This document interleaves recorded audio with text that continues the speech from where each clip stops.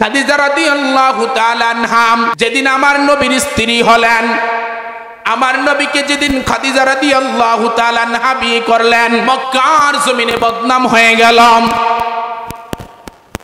কেন বদনাম হয়ে গেলাম? খাদিজা মক্কার জমিনের সবচেয়ে বড় ধনী, আর এতিম ছেলেকে কেন বিয়ে করলো? যেই ছেলের মা নাই, যেই ছেলের বাবা নাই, ওই ছেলেকে কেন বিয়ে করলো? যেই ছেলের সম্পদ নাই, একবারই গরিব। খাদিজার নামে বদনাম শুরু হয়ে গেল।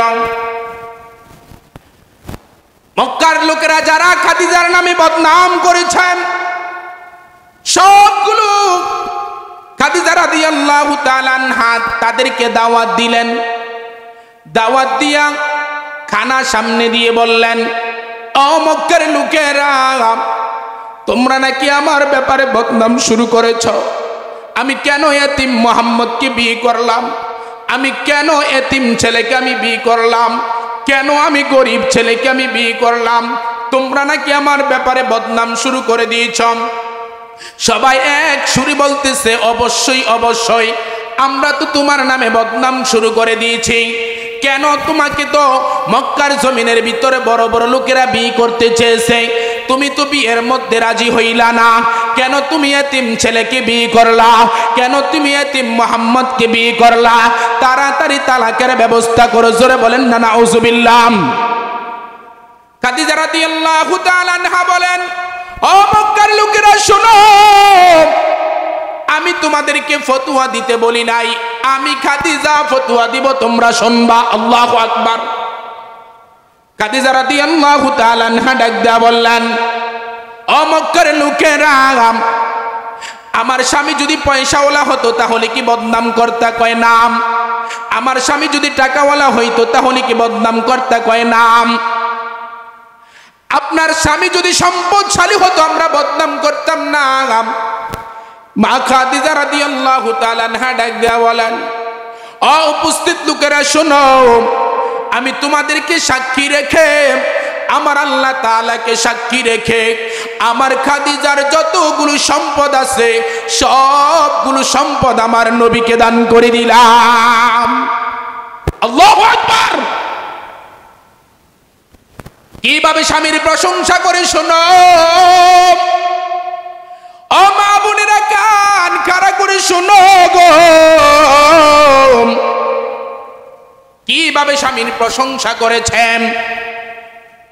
খাদিজা রাদিয়াল্লাহু তাআলা আনহা ডাক দিয়া বললেন, ও মক্কার লোকেরা, আমার সব সম্পদ যখন আমার স্বামীকে আমি দিয়ে দিলাম, এখন মক্কার জমিনের ভিতরে সবচেয়ে গরিব হইলাম আমি, আর সবচেয়ে ধনী হলেন মুহাম্মাদুর, সকলে পড়ি সাল্লাল্লাহু। খাদিজা বলেন, আমার নবী এত ধনী একটা লোক, আমার মতো একটা গরিব খাদিজাকে বিয়ে করেছে, এটাই তো আমার ভাগ্যের ব্যাপার। সুবহানাল্লাহ পড়েন না। কিভাবে স্বামীর প্রশংসা করেছে। এই জন্য আমার নবীও খাদিজাকে ভুলতে পারেন নাই। আমার নবী কোনোদিন খাদিজাকে ভুলেন নাই। মদিনার জমিনের ভিতরে যখন আয়েশা রাদিয়াল্লাহু তাআলা আনহার বিছানার মধ্যে ঘুমানো, রাত্র গভীর হয়ে গেল, আয়েশা রাদিয়াল্লাহু তাআলা আনহা বলেন, আমি দেখি, আমার সজাগ হইয়া দেখি আমার নবী আমার বিছানার মধ্যে নাই। আমি টেনশন শুরু করে দিলাম, পেরেশান শুরু করে দিলাম, আমার নবী কোথায় চলে গেল। আমি খুঁজতে খুঁজতে মসজিদে নববীর মধ্যে আমি চলে গেলাম। মসজিদে নববীর মধ্যে যাইয়া দেখি আমার নবী দুইটা হাত উপরের দিকে উঠাইয়া আমার আল্লাহকে ডাক দিয়া বলেন, মালিক রে, আমি মক্কার জমিনে আমার খাদিজার কবরটা রেখে আসলাম। মক্কার জমিনে আমাকে তারা থাকতে দেয় নাই, মক্কার জমিনে আমাকে মক্কার লোকেরা থাকতে দেয় নাই। আমি খাদিজার কবরের পাশে আমি দাঁড়াইতে পারি নাই। আমি মক্কার জমিনে খাদিজার কবরটা রেখে আসলাম। আমি তোমার কাছে আমানত রেখে আসলাম, তুমি আমার খাদিজার কবরকে ছায়া দিয়া রাখিও। আল্লাহু আকবার। কাল কিয়ামতের ময়দানটা যেদিন কায়েম হয়ে যাবে গো, আমার নবী বলেন, আমি যেন খাদিজাকে হারাইয়া না যাই। মুনাজাত যখন শেষ হয়ে গেল, আয়েশা রাদিয়াল্লাহু তাআলা আনহা আমার নবীকে ডাক দেয়া বললেন, ও পয়গম্বর, আপনার বয়স যখন 25 বছর, তখন খাদিজার বয়স ছিল 40 বছর। আপনি ওই খাদিজাকে বিয়ে করলেন একটা বুড়ি অবস্থায়। খাদিজাকে কি বলেছেন? বুড়ি বলেছেন। খাদিজাকে বুড়ি বলতে দেরি আমার নবীর চেহারাটা মলিন হয়ে গেল, আমার নবীর চেহারাটা কালো হয়ে গেল। আয়েশা রাদিয়াল্লাহু তাআলা আনহা সাথে সাথে আমার নবীকে ডাকতে বলেন, পয়গম্বর, আমি বুঝতে পেরেছি গো, আমি খাদিজাকে বুড়ি বলেছি এই জন্য আপনার চেহারাটা মলিন হয়ে গেছে, আপনার চেহারাটা লাল হয়ে গেছে। ও পয়গম্বর, প্রাণের স্বামী আমার, আমি জীবনে দুনিয়ার জমিনে যতদিন বাঁচিয়া থাকবো, আমি কথা দিলাম গো, কোনদিন আমি আর খাদিজার বিরুদ্ধে কথা বলবো না। আল্লাহু আকবার। আমি কোনদিন খাদিজার ব্যাপারে মন্তব্য করব না। আপনি আমাকে শোনান, খাদিজার ব্যাপারে কিছু কথা আমাকে জানান। আমার নবী ডাক দিয়া বলেন, আয়েশা শোনো গো, খাদিজার ব্যাপারে আমি তোমাদের কি শোনাবো। তোমরা হইলে আমার সুখের দিনের স্ত্রী, খাদিজা হইলেন আমার দুঃখের দিনের স্ত্রী। যেদিন মক্কার জমিনে আমাকে কেউ আশ্রয় দেওয়ার মতো ছিল না, যেদিন মক্কার জমিনে আমাকে কেউ সান্ত্বনা দেওয়ার মতো কেউ ছিল না, ওই দিন খাদিজা আমাকে সান্ত্বনা দিয়েছেন, আমাকে আশ্রয় দিয়েছেন। আমি যখন হারা পর্বতের গুহায় যখন ইবাদতে মগ্ন থাকতাম, 2-3 দিন পার হয়ে যেত, আমি নবী যখন আসতাম না, তখন আমার খাদিজা আমার জন্য খানা নিয়ে যাইতো। আল্লাহু আকবার। আমি যেদিন নবুয়ত লাভ করি গো আয়েশা, মক্কার জমিনে সবাই আমার শত্রু, বিশেষ করে আমার বংশধরের লোকেরাও আমার শত্রু। সবাই আমাকে তাড়াইয়া দেয়, সবাই আমাকে তুচ্ছ বলে গালি দেয়। ও আয়েশা, তখন আমার খাদিজা আমার পাশে দাঁড়িয়েছিলেন। আমি যখন দিনের বেলায় কালিমার দাওয়াত দিয়েছি গো, রাত্র যখন গভীর হয়েছে, আমি যখন খাদিজাকে যাইয়া ডাক দিতাম, একটা ডাক দিতে দেরি গো, খাদিজা দরজা খুলতে দেরি হতো না। আল্লাহু আকবার। আমি খাদিজাকে জিজ্ঞাসা করতাম, ও খাদিজা, তুমি কি ঘুমাও নাই?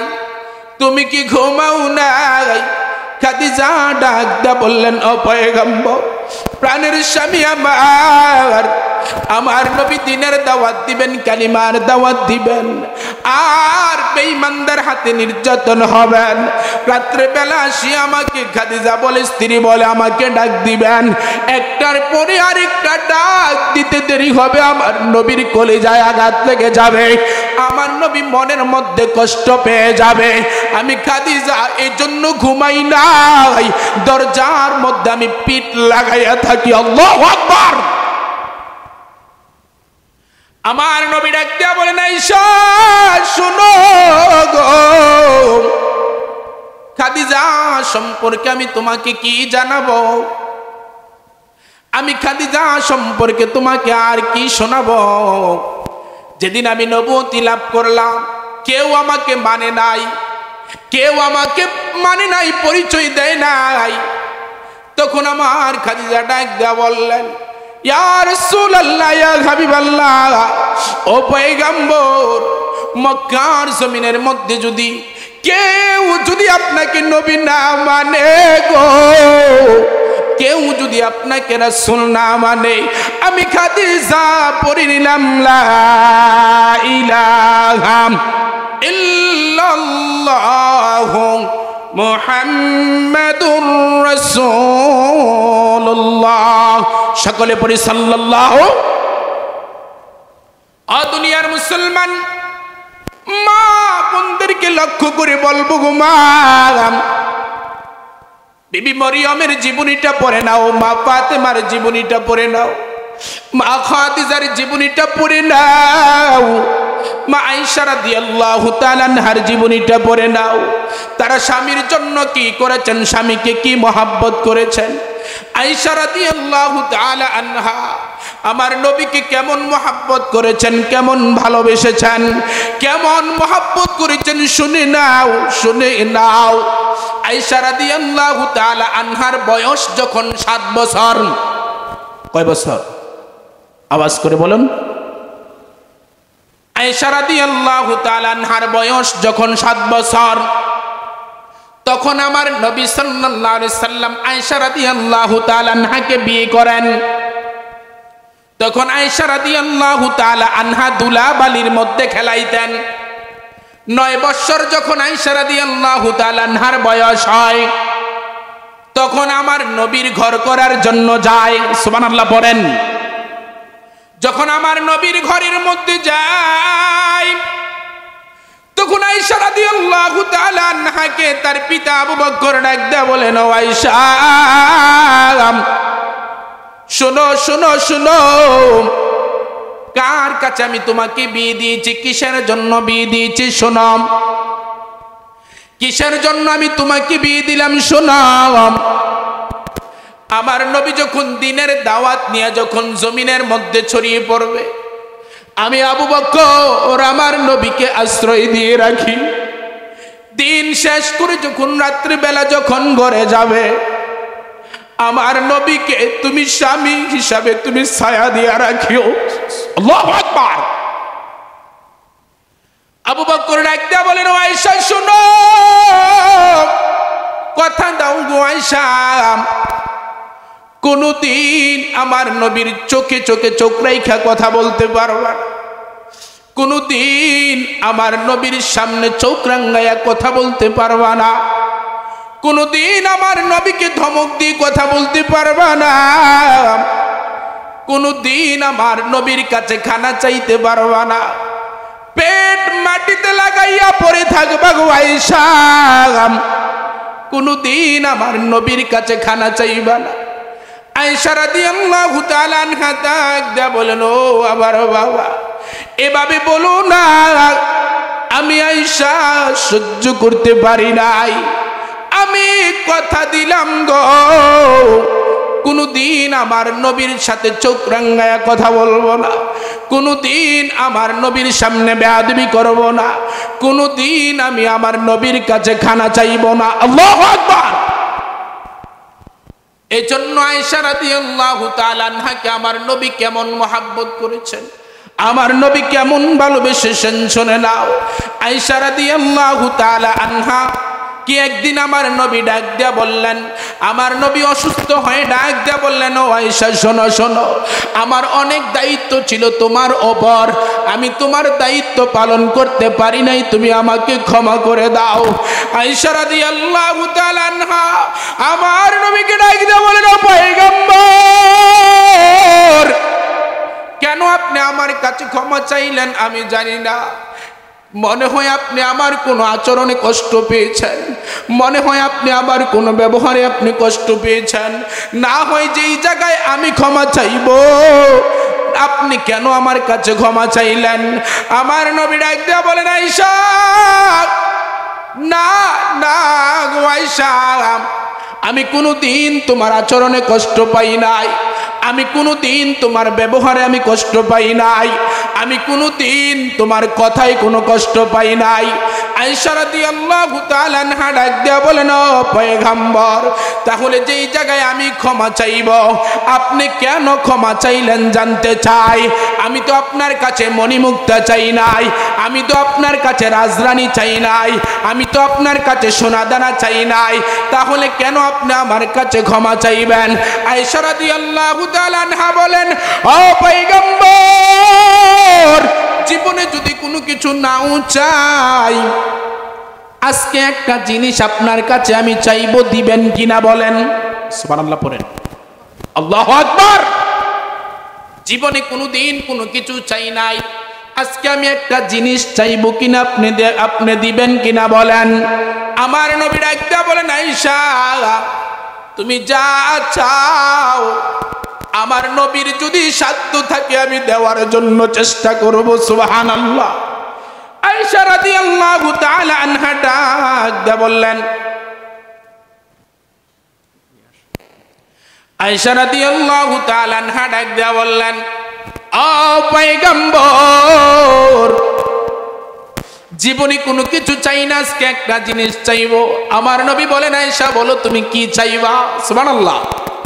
আমার নবীর সাথে আয়েশা ডাক দিয়ে বলেন, পয়গম্বর, যেদিন হাসরের ময়দানটা কায়েম হয়ে যাবে, যেদিন সূর্যটা মাথার উপরে চলে আসবে, যেদিন সূর্যটা মাথার উপরে চলে আসবে, মানুষ যখন পানি পানি বলে চিৎকার করবে, আল্লাহু আকবার, মানুষ যখন পানি পানি বলে পাগল হয়ে যাবে, মানুষ যখন মানুষকে একজনকে আরেকজন দেখার জন্য পাগল হয়ে যাবে, আমি জানি না ওই দিন আমি কি বলে চিৎকার করব। ও স্বামী আমার, ওই দিন আপনাকে একটা নজর দেখার জন্য আমি পাগল হয়ে যাব। আল্লাহু আকবার। আপনি আমার কাছে আজকে একটা কথা দেন, যেদিন হাসরের ময়দানটা কায়েম হয়ে যাবে, ওই দিন আপনি আমাকে একটু খোঁজ করে আপনার পাশে জায়গা দিবেন কিনা? সুবহানাল্লাহ। আমার নবীরা একটা বলেন, আয়েশা গো, আমি নবী কথা দিলাম গো, তোমার আয়েশার না লইয়া আমি জান্নাতে প্রবেশ করব না। আল্লাহু আকবার। ও দুনিয়ার মুসলমান, লক্ষ্য করে শোনাম, মা বোনেরা কান কারা করে শোনো গো মা। আয়েশা রাদিয়াল্লাহু তাআলা আনহা কেমন স্বামীর খেদমত করেছেন, স্বামীকে কেমন মোহাব্বত করেছেন, স্বামীকে কেমন ভালোবেসেছেন। মা খাদিজা রাদিয়াল্লাহু তাআলা আনহা কেমন স্বামীকে মোহাব্বত করেছেন, ভালোবেসেছেন। ওই আয়েশার জীবনী থেকে তুমি শিক্ষা গ্রহণ করে নাও। কোনোদিন স্বামীর চোখে চোখ রাখিয়া কথা বলবা না, কোনোদিন স্বামীর সাথে বেয়াদবি করবা না, কোনোদিন স্বামীর সাথে বেয়াদবি করবা না, কোনোদিন স্বামীকে তুই তকার করে কথা বলবা না।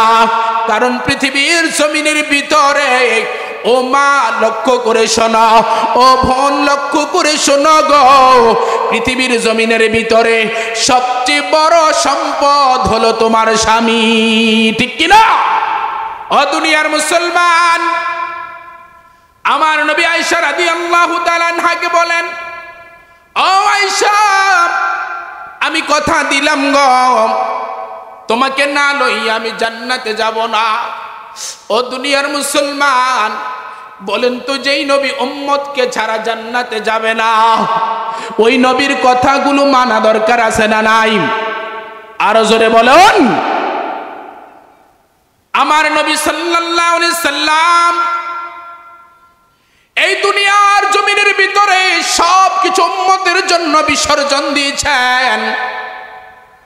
আমার আল্লাহ তাআলা যখন কোরআনের এই আয়াতটা নাজিল করলেন, ওয়ালা সাউফা ইউতিকা রাব্বুকা ফাতারদাম, আপনি নবী, আপনি চান, যা চাইবেন আমি তা দেব, যতক্ষণ পর্যন্ত আপনি সন্তুষ্ট না হন।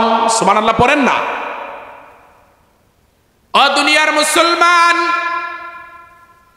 আমার আল্লাহ তাআলা আমার নবীকে বলেছেন, যা চাইবে তা দিবে যতক্ষণ পর্যন্ত সন্তুষ্ট না হন। যদি এই কথা আমার আল্লাহ আমাকে বলতেন, যদি এই কথা আমার আল্লাহ আপনাদেরকে বলতেন, ও সফিউল্লাহ আনসারী, ওয়ালা সাউফা ইউতিকা রাব্বুকা ফাতারদাম, তুমি যা চাও আমি তা তোমাকে দেব যতক্ষণ পর্যন্ত সন্তুষ্ট না হও। আমি কি চাইতাম? ঢাকার জমিনে আমাকে 5টা বাড়ির মালিক বানাইয়া দাও, ঠিক কিনা? আমি চাইতাম আমাকে 5টা গাড়ির মালিক বানাইয়া দাও, আমি চাইতাম আমাকে কোটি টাকার মালিক বানাইয়া দাও। আমার নবীকে যখন আমার আল্লাহ বললেন, ও বন্ধু, তুমি যা চাও তা দেওয়া হবে যতক্ষণ পর্যন্ত সন্তুষ্ট না হও। আমার নবী কোনো দুনিয়ার কোনো কিছুই চাইলেন না, আমার নবী গাড়িও চাইলেন না, আমার নবী বাড়ি চাইলেন না, অর্থ সম্পদ কোনো কিছুই চাইলেন না। আমার নবী ডাক দিয়া বললেন, মালিক রে, যতক্ষণ পর্যন্ত আমার একটা উম্মত জাহান্নামের কিনারায় থাকবে ততক্ষণ পর্যন্ত আমি নবী সন্তুষ্ট হব না। ও দুনিয়ার মুসলমান, যেই নবী দুনিয়ার সব কিছু বিসর্জন দিয়েছেন, কোনো কিছুই চাইলেন না, বলেন তো ওই নবীর কথাগুলো মানা দরকার আছে না নাই? আরো জবান খুলে বলুন।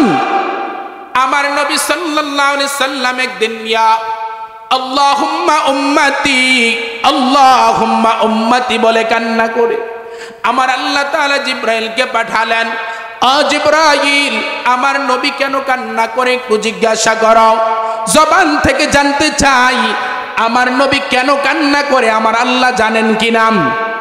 এই কথা বলেন, জানেন কি না? তারপরে আমার নবীর সম্মান বাড়াইতে গিয়ে, আমার নবীর ইজ্জত বাড়াইতে গিয়ে জিবরাইলকে পাঠালেন। জিবরাইলকে পাঠিয়ে বললেন, ও জিবরাইল, তুমি আমার নবীকে জিজ্ঞাসা করো, আমার হাবিবকে জিজ্ঞাসা করো, আমার বন্ধুকে জিজ্ঞাসা করো কেন কান্না করে। জিবরাইল এসে বললেন, ইয়া রাসূলুল্লাহ, ইয়া হাবিবাল্লাহ, আমার আল্লাহ আমাকে পাঠিয়েছেন, আপনি কেন কান্না করেন জানতে চাই। আমার নবী ডাক দিয়ে বলেন, জিবরাইল, আমি কান্না করি আমার উম্মতের জন্য। আল্লাহু আকবার।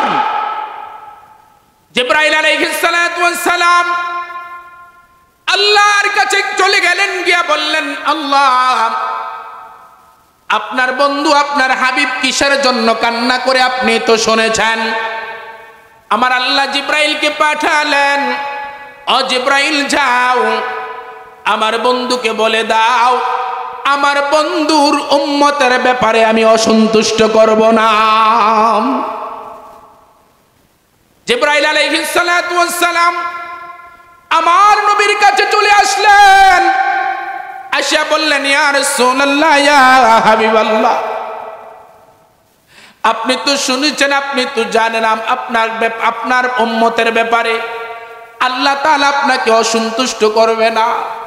আমার নবী আরেকটা দরখাস্ত পাঠালেন, ও জিবরাইল, তুমি আমার আল্লাহকে জানিয়ে দাও কাল কিয়ামতের ময়দানে আমার উম্মতের আমল নামা যেন কেউ না দেখে, কেউ দেখার আগে আগে যেন আমার আল্লাহ আমার উম্মতদেরকে মাফ করে দেয়। ও দুনিয়ার মুসলমান ইমানদার, সব নবীদেরকে আমার আল্লাহ তাআলা একটা পাওয়ার দিয়েছেন, আলাদা একটা পাওয়ার। মুস্তাজাবুদ দাওয়া একটা পাওয়ার দিয়েছেন, যা চাইবে যখন চাইবে তখনই কবুল করবেন। সুবহানাল্লাহ পড়েন না? যা চাইবেন তাই দিবেন, যখন চাইবেন তখনই দিবেন। সব নবীরা, অন্যান্য সব নবীরা দুনিয়ার জমিনে এই দোয়াটা প্রয়োগ করেছেন। কেউ বলেছেন, আল্লাহ, কাফেরদেরকে বুঝাইয়া পারি নাই, তুমি কাফেরদেরকে ধ্বংস করে দাও। আল্লাহ তাআলা কাফেরদেরকে ধ্বংস করে দিয়েছেন, কিন্তু আমার নবী দুনিয়ার জমিনে এটা প্রয়োগ করেন নাই। দুনিয়ার জমিনে আমার নবী এটা কাজে লাগান নাই। আমার নবী এই দোয়াটা রিজার্ভ করে রেখে দিয়েছেন, দুনিয়ার জমিনে এটা প্রয়োগ করেন নাই, কাজে লাগান নাই।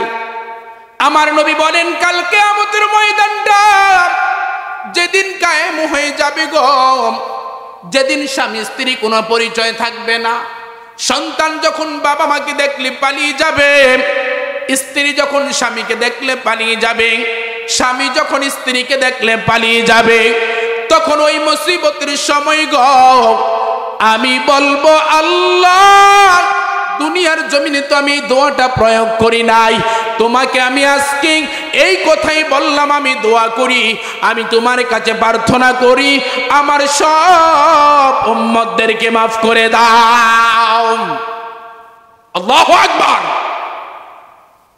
ও দুনিয়ার মুসলমান, সব জায়গায় আমার আল্লাহ তাআলা আমার নবীকে পাওয়ার দিয়েছেন, কিন্তু সব কিছু বিসর্জন দিয়েছেন উম্মতের জন্য। কিন্তু দুনিয়ার জমিনে আসার পরে আমার নবীর আদর্শ আমি মানতে পারলাম না, আমার নবীর সুন্নত আমি ঠিকমতো মানতে পারলাম না, আমার নবীর কথাগুলো আমি অক্ষরে অক্ষরে মানতে পারলাম না, আমার নবীর বিরুদ্ধে কথা বলে আমি প্রতিবাদ করতে পারলাম না, আমার নবীর ব্যাপারে কটূক্তি করা হয় আমি প্রতিবাদ করতে পারলাম না, ঠিক কিনা? ও দুনিয়ার মুসলমান, আমার নবী উম্মতদেরকে কিভাবে জাহান্নাম থেকে বাঁচাবে লক্ষ্য করে শুনুন। উদাহরণটা দিলেই আপনি বুঝে যাবেন। একটা বাচ্চাওয়ালা মুরগি যখন জমিনে নামে, একটা বাচ্চাওয়ালা মুরগি যখন জমিনে নামে, তখন ওই বাচ্চাগুলো একটা সিলে থাবা মারে, মারে না? ওই বাচ্চাগুলো একটা কাকে থাবা মারে। ওই বাচ্চাটাকে বাঁচানোর জন্য মুরগির মাটা, মুরগির বাচ্চা, মুরগিটা কি করে? বাচ্চাটাকে বাঁচানোর জন্য একটা উড়াল দিয়া ছাদের মধ্যে চলে যায়, আরেকটা উড়াল দিয়া গাছের মধ্যে উঠে যায়। যখন বাচ্চাটা নিয়ে চলে যায়, তখন বাচ্চাটার মা জমিনের মধ্যে আবার নামে, নামিয়া দুইটা ডানা ছেড়ে দিয়ে তার বাসায় বলে, আয় আয় আয়, আমি মা বেঁচে থাকতে একটা বাচ্চা আর সিলের মুখে আমি যাইতে দেব? আমি মা বেঁচে থাকতে একটা বাচ্চা আর কাকের মুখে আমি যাইতে দেব না। আমার নবী উদাহরণ দিয়া বলছেন, কাল কিয়ামতের ময়দানটা যেদিন কায়েম হয়ে যাবে গো, আমি একটা দেউর মারবো মিজানের পাল্লার কিনারায়, আমি একটা দেউর মারবো ফুলসিরাতের কিনারায়, আমি একটা দেউর মারবো জাহান্নামের কিনারায়। আমি নবী বেঁচে থাকতে আমার একটা উম্মত আমি জাহান্নামে যাইতে দেব না। আল্লাহু আকবার।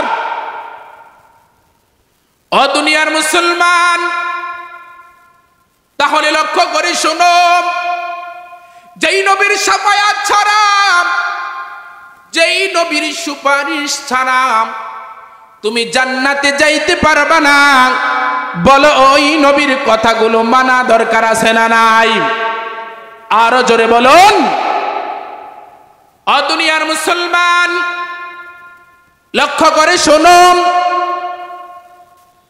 কাল কিয়ামতের ময়দানে আমার নবী সাল্লাল্লাহু আলাইহি সাল্লাম কিভাবে উম্মতদেরকে জান্নাতে নেওয়ার জন্য দরখাস্ত করবেন। যখন উম্মতদেরকে বাঁচানোর জন্য আমার আল্লাহর কাছে দরখাস্ত করবেন, আল্লাহ দুনিয়ার জমিনের ভিতরে আমি তোমার দ্বীন কায়েম করার জন্য, দ্বীন প্রতিষ্ঠিত করার জন্য আমি উহুদের ময়দানে দান্দান মুবারক শহীদ করে দিয়েছি। ওই দান্দান মুবারকের খাতিরে তুমি আমার উম্মতদেরকে মাফ করে দাও। আল্লাহু আকবার। ও দুনিয়ার মুসলমান, যদি আমার আল্লাহ তাআলা তার পুরো ডাকের সাড়া না দেয়, আমার নবী আরেকটা দরখাস্ত করবেন, আল্লাহ আমি যে তোমার দ্বীন কায়েম করার জন্য, দ্বীন প্রতিষ্ঠিত করার জন্য তাইফের ময়দানে আমি যে রক্ত, আমি তাইফের ময়দানে আমি যে রক্ত দিয়েছি, আমার শরীর থেকে এমন কোনো জায়গা নাই যে তাইফের ময়দানে আমার শরীর থেকে রক্ত ঝরে নাই। আমি যে রক্ত দিয়েছি, ওই রক্তের বিনিময় তুমি আমার উম্মতদেরকে মাফ করে দাও। আমার আল্লাহ ডাক দিয়া বলবেন, হাবিব এভাবে কান্না করবেন না, এভাবে কান্না করবেন না। আপনি এভাবে কান্না করলে আমি আল্লাহ সহ্য করতে পারি নাই। ওয়ালাল আখিরাতু খায়রুল লাকা মিনাল উলা। আমি দুনিয়ার জমিনের ভিতরে আপনাকে অনেক কষ্ট দিয়েছি, দুনিয়ার জমিনের ভিতরে আপনি অনেক নির্যাতন হয়েছেন। ওয়ালাল আখিরাতু খায়রুল লাকা মিনাল উলা। আমি আখিরাতের জমিনে আপনাকে আর কষ্ট দিতে চাই না। ও হাবিব, আমি আল্লাহ বললাম ফাসফালিমান শিদা, আপনি যাকে মন চায় তাকে নিয়ে আপনি বিনা হিসাবে জান্নাতে চলে যান। আল্লাহু আকবার। ও দুনিয়ার মুসলমান, তাহলে লক্ষ্য করে শুনো, কান লাগায় শুনো, যেই নবী আমার আপনার আপনার জন্য সবকিছু বিসর্জন দিয়েছেন। সবকিছু বিসর্জন দিয়ে তার কেবল চিন্তাই হলো আমি আমার উম্মতদেরকে কিভাবে জান্নাতে নিয়ে যাব, আমি আমার উম্মতদেরকে কিভাবে জান্নাতে নিয়ে যাব। ও দুনিয়ার মুসলমান ইমানদার, একটু কান লাগায় শোনো, কাল কিয়ামতের ময়দানে জাহান্নাম যখন লাপায়া লাপায়া আসতে থাকবে, জাহান্নামের ভয়ানক অবস্থা দেখিয়া সকলে ইয়া নাফসি বলে কান্না করতে থাকবে আর বলবে মাবুদ গো আমাদের উপায় কি, তুমি আমাদেরকে বাঁচাও, আমাদেরকে বাঁচাও। এই অবস্থা দেখে আরশ বহনকারী সকল ফেরেশতারা সিজদায় পড়ে যাবে। জিবরাইল আলাইহিস সালাতু ওয়াস সালাম সিজদায় পড়ে যাবে, মিকাইল আলাইহিস সালাতু ওয়াস সালাম সিজদায় পড়ে যাবে, ইসরাফিল আলাইহিস সালাতু ওয়াস সালাম সিজদায় পড়ে যাবে, সব নবীরা সিজদায় পড়ে যাবে। উম্মতের কোনো চিন্তা থাকবে না, শুধু একমাত্র আমার নবী, আপনার নবী জনাবে মুহাম্মদুর রাসূলুল্লাহ সাল্লাল্লাহু আলাইহি ওয়াসাল্লাম আরশের নিচে সিজদায় পড়ে বলবে রব্বি হাবলি উম্মতি, রব্বি হাবলি উম্মতি। আল্লাহু আকবার। এই অবস্থা দেখে আমার নবীকে আমার আল্লাহ ডাক দেয়া বলবেন, ও পয়গম্বর, এভাবে আপনি কান্না করবেন না, আপনি মাথা উঠান, আপনি আজকে যা চাইবেন তা দেওয়া হবে, আপনি আজকে যা বলবেন তা শোনা হবে, আপনি আজকে যার জন্য সুপারিশ করবেন তা কবুল করা হবে। সুবহানাল্লাহ। আমার নবী মাথাটা উঠাইয়া সর্বপ্রথম আমার আল্লাহকে বলবেন, আল্লাহ, জাহান্নাম যেভাবে লাফায়া লাফায়া আসতেছে, আপনি জাহান্নামকে আগে ওই দিকে ফিরান, না হয় ক্ষুধার্ত জাহান্নাম আমার উম্মতদেরকে দেখে এক লাফে সবগুলো খেয়ে ফেলবে। আমার আল্লাহ তাআলা আমার নবীর হাতে একটু পানি দিবেন। কি দিবেন? কথা বলতে হবে, কি দিবেন? আমার নবীর হাতে একটু পানি দিয়ে বলবেন, ও পয়গম্বর, ও হাবিব, আপনি পানিটা জাহান্নামের দিকে ছিটকায়া দেন। পানিটা যখন জাহান্নামের দিকে ছিটকায়া দেওয়া হবে, সাথে সাথে জাহান্নামটা এদিকে আসা বন্ধ হয়ে যাবে। সুবহানাল্লাহ পড়েন না। আল্লাহর নবী ডাক দিয়া বললেন, ও পয়গম্বর, আমার নবী ডাক দিয়া আমার মালিককে বলবেন, আল্লাহ, আপনি কি এমন পানি আমার হাতে আপনি দিলেন যেই জাহান্নামকে লক্ষ লক্ষ ফেরেশতারা ধরে রাখতে পারে নাই, যেই জাহান্নামকে কোটি কোটি ফেরেশতারা ধরে রাখতে পারে নাই, আপনি এমন কি পানি আমার হাতের মধ্যে আপনি দিলেন, ওই পানিটা দেওয়ার সাথে সাথে জাহান্নামটা এদিকে আসা বন্ধ হয়ে গেল। এটা কি আবে জমজমের পানি কিনা জানতে চাই, এটা কি আবে কাউসারের পানি কিনা জানতে চাই, নাকি এটা আবে হালাতের পানি আপনার কাছে জানতে চাই? আমার আল্লাহ তাআলা ডাক দিয়া বলবেন, পয়গম্বর, না না না, এটা আবে কাউসারের পানি নয়, এটা আবে জমজমের পানি নয়, এটা আবে হালাতের পানি নয়। এই পানিটা কিসের জন্য, কিসের পানি জানো?